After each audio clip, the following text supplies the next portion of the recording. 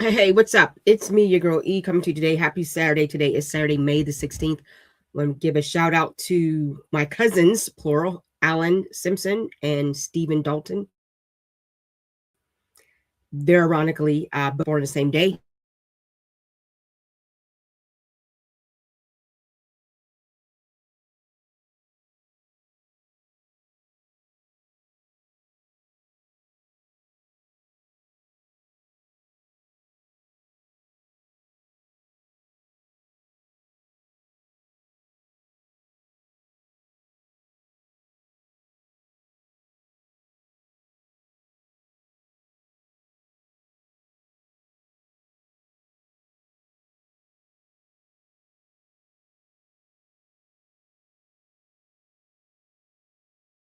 Have some glitches. We're going to have some issues. We're going to have some oops. So let's move on. Once again, happy Saturday. Today is Saturday, May 16th. And in the month of May, we are celebrating writing a short story. And I'm going to read to you my short story that got published, the first book published with Writer's Block Publishing LLC. This is a very, very, very powerful book. It is available on Amazon. Go get on Amazon, and I'm going to do a reading from that. So that's a lot. That's a mouthful, right? Okay. How to write a short story step by step, right? There are many ways to approach the short story craft, but this step by step is we want to get through it, right? You want to start with an idea. Often generating idea is the hardest part. Like what do I write? What do I write? What do I write? Toni Morrison, my favorite author, she did. Let me see. I'm gonna put a picture of Toni Morrison. I'm trying to actually. Here it is. Okay. I don't know what's wrong with this technology today. All right. Toni Morrison said, if there's a book that you want to read but it hasn't been written yet, then you must write it first. I love Toni Morrison. She's my all-time favorite writer. When she died, friends and family was texting me to make sure I was okay because you would thought that was my Mima. I was so emotional. All right. Generating an idea is the hardest part. You want to write, but what will you write about? What's more is it is easy to start coming up with ideas than dismissing them. You want to tell an authentic original story, but everything you come up with has already been written. Okay, we already seen that. We already heard that boy meets girl, girl meets guy, guy meets girl, all that stuff, love stories. Somebody that's emotionally unavailable because they may have been hurt by pain or death or some type of emotional trauma, and they're not open to being hurt again. We've seen that before in men. We've seen that before in women. They're just not open. We've seen it before. We've seen the romantic challenges. We've seen the um, family challenges. We see the dysfunction in family. We've seen it. We saw it. We read it. Okay. Um, so, like Toni Morrison said, start with the concept that you want to read. Um, Also, what I do is every Wednesday, I do Writing Prompt Wednesday every single Wednesday. If you follow me on my social media page on Writer's Block Publishing LLC on Instagram, I post a writing prompt Wednesday, WPW, and it can kind of challenge you to tap into that creative realm, right? It's a sentence, it's a story. It all starts, right? The author of Twilight wrote Twilight based off of a dream she had about a what if situation. So sometimes your story might be coming to you in your dreams. Just be open to the inspirations that you see. What you want to do is you want to also to outline or conceive your characters if you plan to outline. So the outlines are usually for those who are considered plotters. Plotters are someone that has writers or authors who have to have a outline in order to write. They have to put together their characters, their story, their structure, all the bells and whistles and writing, and then they can write. Then there are the pantsers, the ones that just get a notebook and a pen or the computer. I almost said typewriter or the computer and just start flowing. I'm a little bit of both. I could get the idea and just flow with it. I may have to write down some names, some characters, things like that to stay current, not current, to stay focused. Because I could have a character named Tom, but then later on his name is Bob. I'm like, where did Tom come from? And that's normal. Just get you a little notebook, something from the dollar store, and write down your characters or your plot. You don't have to be an outline as if you're writing an English paper, but just something that you can state, you can refer to. Okay. If you don't plan an outline, you should at least start with the characters. I love character development. That is my all-time favorite thing to do when writing a story. I love the characters. Any character in a good book, they are memorable. Atticus Finch, Scout, The Great Gatsby, um, The Catcher in the Rye. Let me see. Toni Morrison's in The Beloved. Toni Morrison's in The Bluest Eye, Pecola. Alice Walker. We all know about Miss Seeley and Mr. We have some great, great characters. All right. So I extremely love character development. I like the character backstory. Okay. Where do they come from? How do they get to the place that you are now introducing them? Where do they want to be? I love this. All right. What does your character desire the most? Okay. There could be both material and conceptual, like fitting in or being loved. Who doesn't want to fit in? Who doesn't want to be a part of the crowd? Who doesn't want to be loved? What is your character's fatal flaw? Every character has a flaw. You know why? Because you're human. And if you're not writing about human character, there's going to be a flaw because there's going to be some type of mechanical flaw. All right. In other words, what limitations prevent the protagonist from achieving their goals? Is it physical? Is it mental? Is it emotional? What is the issue from keeping them from moving forward? That directly counter their, for example, there's self-hatred, stands in the way of searching for love. What can you crane? Or are they someone that's kind of easygoing and breezy? And in the book Precious, written by Sapphire, it's like a journal, right? And the character is broke. There's a lot of broken English. Okay. The character Miss Seeley, she was extremely insecure, extremely shy, extremely socially withdrawn. But who haven't watched The Color Purple? If you haven't, stop living under a rock. Okay, watch it. It's on Hulu. Okay. And I even think the remake is on Hulu. So watch it, right? Or read the book. Better yet, read the book by Alice Walker. She is socially withdrawn. She is socially shy. She's extremely timid, extremely insecure. And we all know why, because of the past, and the past is explained in the book. Think of the examples, both fictional and real world. Who might resemble your character? We all have that person who is a character in their lives, right? And we put them in a book. Of course, we may want to change the names, change how they look. I'm actually binge watching right now for some reason, The Best Man, the final chapters. I'm a big fan of the Best Man franchise. Harper, Robin, Jordan, Lance, Shelby, Quentin, Murch. What is his wife's name? I can't think of his wife's name. Regina Hall's character. Candace. Ooh, that was a tough one. But each character, I mean, there's these characters and there's these amazing backstories, right? They all have amazing backstories. We know that Lance is kind of a tough guy, right? You cross him wrong, it's going to be a long day. Quentin is a kind of a jerk, put that very diplomatically, but at the end of the day, he's a true friend. Murch wants to be that guy. He wants to be accepted, wants to be called upon. Harper can be somewhat self-centered, selfish, right? But yet he's an author, so he's kind of focused on his own. Robin, Sanaa Lathan plays Robin, and you know what? It just dawned on me because I'm a little bit. The chemistry between the actors, Sanaa Lathan and Taye Diggs, when they was in Brown Sugar, and then the relationship as Harper and Robin. You don't really, I mean, I don't really think about that because I'm watching two different stories, two different characters, two different people.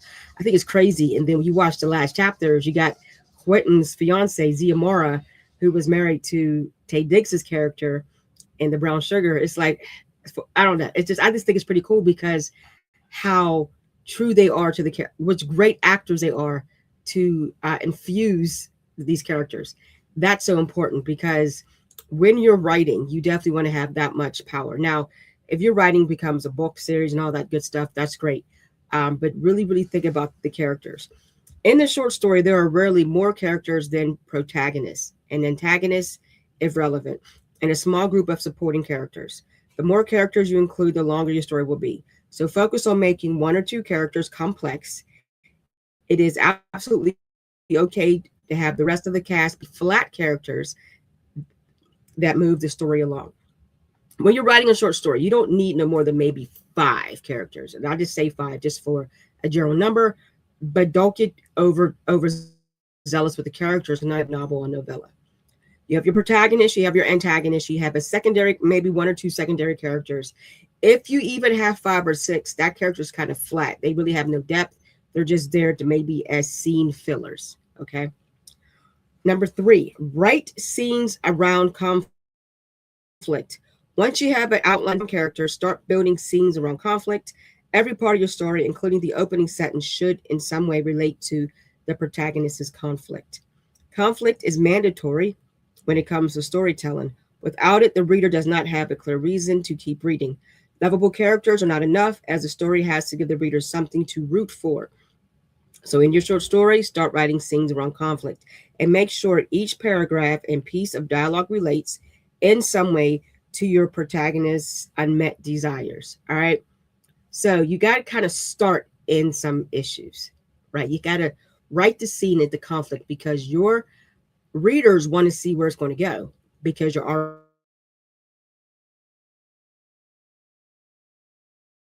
when it comes to storytelling. You have to have it. We need some drama. We want drama. We want some tea. Like, are you? Yeah, we want all that. We want all that. All right. When you write your first draft, the scenes you build around conflict will eventually be stitched into a complete story. Make sure as the story progresses that each scene heightens the story's tension and that the tension remains unbroken until the climax resolved, whether or not your protagonist meets the desire. All right. I'm going to stop there because we have 6, 7, and 8 more tips, and I'm not going to do them all. I'm just catching up from the past really 3 weeks. Wow, I was really trifling. Anyway, so speaking of short story, this was my first book that was actually published with Writer's Block Publishing LLC, Another Slice of Pie. If you look at it like that, look at that. It's pretty. It's a really cool image. This is available on Amazon. It's a great short story. I personally was inspired by reading the book, The Curious Case of Benjamin Button by F. Scott Fitzgerald. I'm a huge fan of his work. And then the movie came out and I watched the movie. And I will say that both the book and the movie are equally good. They don't kind of, other than Benjamin Button's character, they really don't, it's just two different stories. And they speak two different volumes, both high volumes. And back in 2008, I believe, or 2009, I wanted to challenge myself on writing a short story with as much volume as I read in The Curious Case of Benjamin Button. So what I'm going to do is I'm going to read an excerpt from it, and then we're going to wrap up. All right, Andrew sees her at Miss Lydia's House of Soul, a local jazz lounge. Although the first time he has seen her, there was something mesmerizing about her seemed familiar to him. Was it the way she wore the gardenias in her hair that paid tribute to the legendary Billie Holiday? Where do I know her from? He asked.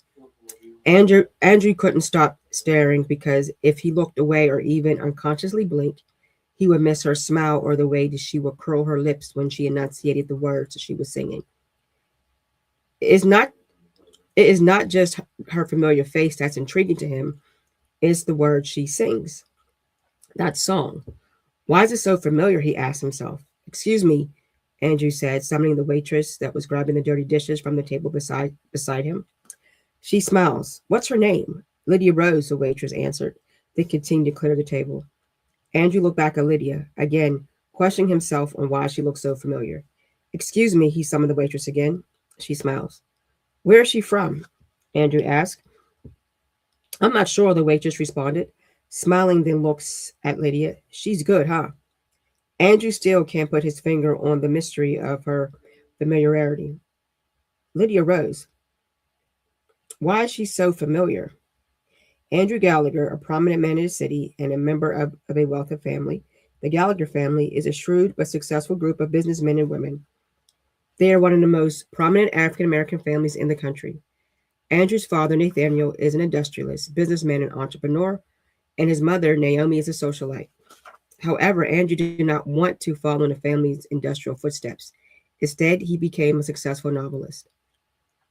He is a handsome bachelor with light brown skin and hazel eyes with brown skin, with a sweet smile.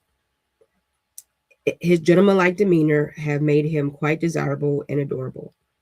There is a natural charm. There is a natural charming quality to him. He is generally a nice guy. Andrew arrives home to his penthouse in the Upper East Side apartment. Instead of being greeted by his current girlfriend, he is greeted by his maid, Mona Berry. "You still awake, Miss Mona?" Andrew said with a grin. "Yes, came down here to fix myself some tea. Would you like a cup?" "Yes, that sounds good, thank you," he replied, taking his coat off and hanging it in the closet. "How was your evening?" he asked. "It was good," he answered. Mona's skin is beautiful, the color of copper. She's a petite woman standing at an even 5 feet, and gray hair is always pulled in a bun. She had been working for Andrew for 15 years after the death of her husband. Mona mentioned that she lived alone. Andrew offered her a room for her to live in. Andrew didn't necessarily need a maid, but he enjoyed the company. Mona and Andrew's relationship is tender. She is more of a big sister who still looked after her little brother. She doesn't go to bed until Andrew is home, and she knows if he would not be home any particular night. At times they would stay up all night drinking tea and talking about insignificant matters. "Where's Lana?" Andrew asked. "Right here," said the voice coming from upstairs. Andrew looks upstairs and he sees his current girlfriend, a young model that looks and smells like candy.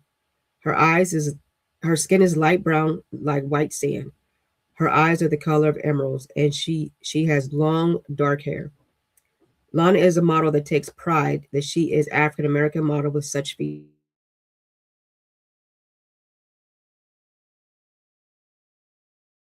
Short they will look like panties. Andrew grins. "Have you ever heard of the jazz singer Lydia Rose?" he asked.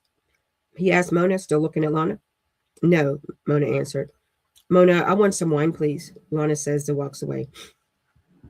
Andrew looks at Mona. "I don't work for her," Mona said sternly, her brown eyes piercing into Andrew's.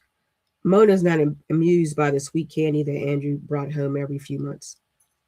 "Don't worry about the tea or wine, Miss Mona," he said with a chuckle, then rubbed her shoulders. "Good night, Mr. Gallagher," she said, then walks off. Andrew sighs and goes up the stairs to get a piece of candy. It was well past midnight. Andrew was in his study trying to write. He starts to think about the spellbinding beauty that he saw earlier. Lydia Rose. He searches the internet, looking on the search engine for any information about her, but there is nothing. She has such a familiar face, as if he's seen her before, and the music is familiar. Andrew can't stand the sudden intrigue. Maybe she's a muse, something that's inspiring him. After some time, he gives up on the search and continues to write. I'm going to leave it there because we're going to find out next week. Who is she?